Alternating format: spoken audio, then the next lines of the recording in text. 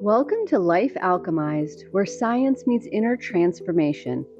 I'm your host, Natasha, a leadership coach and psychologist. Let's be honest right now out of the gate today. Meetings have a massive reputation problem. For most of us, the word meeting doesn't exactly summon images of vibrant collaboration and crisp clarity or a beautiful shared purpose. Instead, it summons fluorescent lighting, calendar Tetris, a screen full of exhausted little digital rectangles.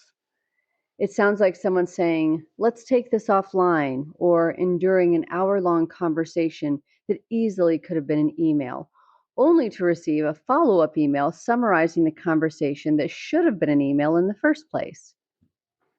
Sometimes meetings feel like the place where time just goes to wear a name badge. And yet, despite the collective eye roll they cause, meetings remain one of the most powerful organizational tools we possess. Not because they're automatically good, they aren't.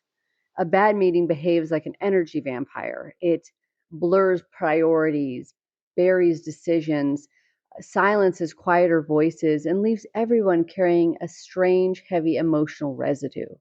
The meeting ends, but the irritation lingers, leaving people to return to their desks with less focus, less trust, and a lot of invisible static. But a good meeting can do something truly remarkable. A good meeting can turn confusion into absolute clarity. It can turn isolation into connection, tension into forward movement, and scattered effort into a beautifully shared direction. It can take a group of individual minds and synthesize them into collective intelligence. And that's what I call the alchemy of meetings. At their best, meetings are not annoying interruptions to the work. They're the exact environment where the work becomes possible. Because a meeting isn't just a block of time carved out on your Outlook calendar, a meeting is a vessel. And the quality of that vessel directly shapes whatever can happen inside it. So think about it. Meetings ask the exact same questions an ancient alchemical process does. How does scattered information become shared understanding? How does tension become a decisive path forward? How does silence transform into active participation? And how does a raw problem become a tangible next step? In traditional alchemy, the physical vessel mattered immensely. If the glass was too weak, the process failed under pressure. If the heat was too high, the material burned. If the ingredients were mismatched, the transformation flatlined. And the exact same laws apply to your team meetings. Let's be clear. The calendar invite itself is not the vessel. The real vessel is the structure, the purpose, the focus, the behavioral norms, and the genuine care we bring to the conversation. A meeting without a clear purpose is just a room full of chairs. A meeting without clarity is a fog machine with snacks. And a meeting entirely lacking psychological safety quickly becomes pure performance theater. And this is exactly why deliberate meeting design matters so much. The legendary management theorist Peter Drucker famously noted, time is the scarcest resource, and unless it is managed, nothing else can be managed. Meetings are the primary arena where leaders reveal what they actually believe about time, not what they write in their corporate values or say they believe, but what they actively practice. If every single corporate hiccup triggers a brand new meeting invite, time is not being stewarded. If every calendar block includes 5 people who have no real reason to be there, human attention is being disrespected. And if meetings routinely wrap up without clear decisions, defined ownership, or crisp next steps, your organization isn't actually collaborating, it's just circulating air. And our brains feel this deeply.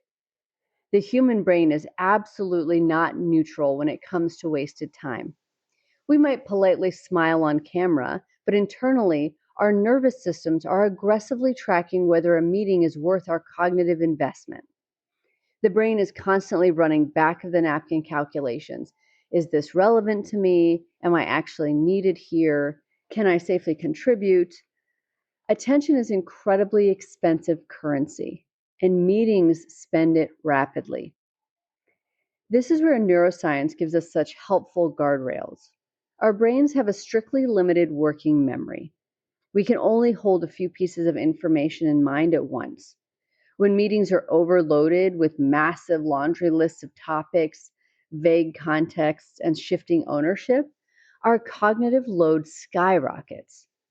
The team members might look like they're present, they're nodding and their eyes are fixed on the screen, but mentally they're wading through thick cognitive pudding. The prefrontal cortex, the elegant part of the brain responsible for planning, prioritization, emotional inhibition, and high level decision making, simply does not do its best work in chaos.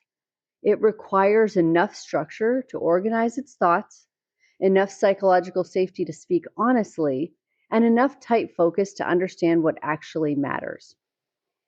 And that's why a meticulously designed meeting can actually feel deeply calming to the nervous system. Not boring, but grounding. It gives the brain the precise cues it craves. Clarity dramatically reduces cognitive friction, freeing up precious neurological energy for actual high level thinking. Psychologically, we also have to recognize that meetings carry massive social stakes. Humans are profoundly relational creatures. When we sit in a meeting, we aren't just processing spreadsheets and project timelines.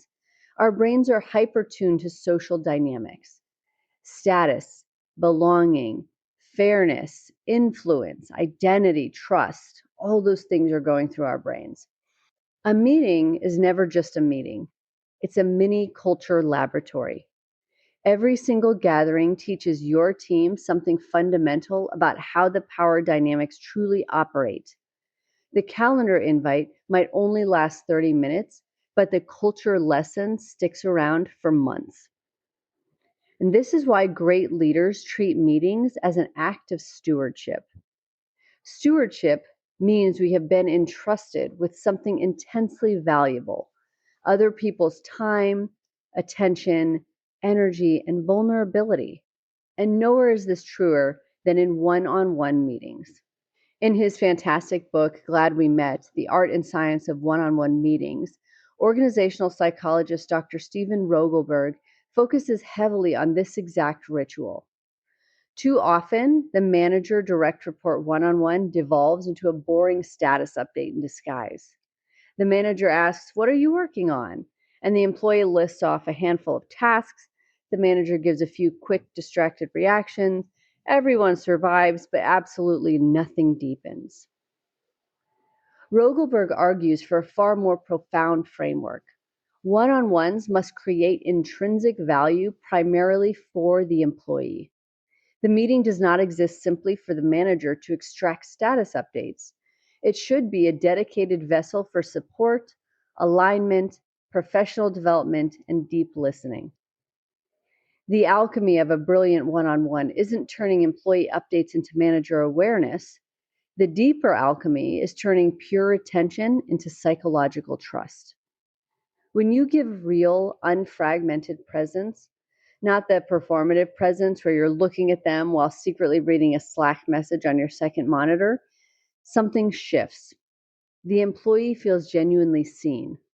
Risks and concerns surface weeks earlier. Feedback loses its dramatic edge because the relationship has consistent tissue and trust has a safe space to accumulate over time. So, how do we fix the vessels that are currently cracked? Let's quickly diagnose the four distinct reasons meetings usually fail. So, one, unclear purpose. If people don't know why they're in the room, whether it's for information sharing, brainstorming, decision making, or alignment, they cannot bring the right kind of attention. A meeting must know exactly what kind of creature it is. Two, too many people. Every single person added to an invite fundamentally alters the group chemistry. Too many voices dilutes individual focus and turns active participants into passive spectators. Inclusion does not mean calendar crowding. Number 3, weak facilitation. Meetings do not lead themselves. Without a facilitator tending the vessel, the loudest voice automatically becomes the agenda. The energy leaks and the decision hides behind the phrase, great discussion. And then finally, number 4, there's no closure. People leave with entirely different interpretations of what was actually decided, and ambiguity spreads. To completely restructure this, we can look into 5 classic alchemical stages to redesign our workflow. So stage 1 is dissolution. We dissolve the fog before the meeting even starts. So we name the clear, unambiguous purpose so the brain knows exactly how to prepare. Stage 2 is separation. We separate the signal from the noise. We identify what information is required in advance, who truly needs to be in the room, and explicitly name what is out of scope. Not everything belongs in the vessel. Stage 3 is conjunction. And this is the meeting itself, the bringing together of minds, perspectives, and creative tension. We ground the room immediately by stating the desired outcome and how we will protect the time. Stage 4 is distillation. During the conversation, we actively refine. We ask sharp, purposeful questions to move the group from vague ideas to highly specific insights. And then in stage 5, coagulation, this is where the talk solidifies into real-world action. The concrete decision, the explicit commitment, the defined owner. If nothing coagulates, it's just a conversation and not an alchemical transformation. Your teams experience your leadership most directly in your recurring ordinary meetings, not in your grand corporate vision statements, but in the everyday rooms where people either leave feeling deeply respected or slowly, quietly drained.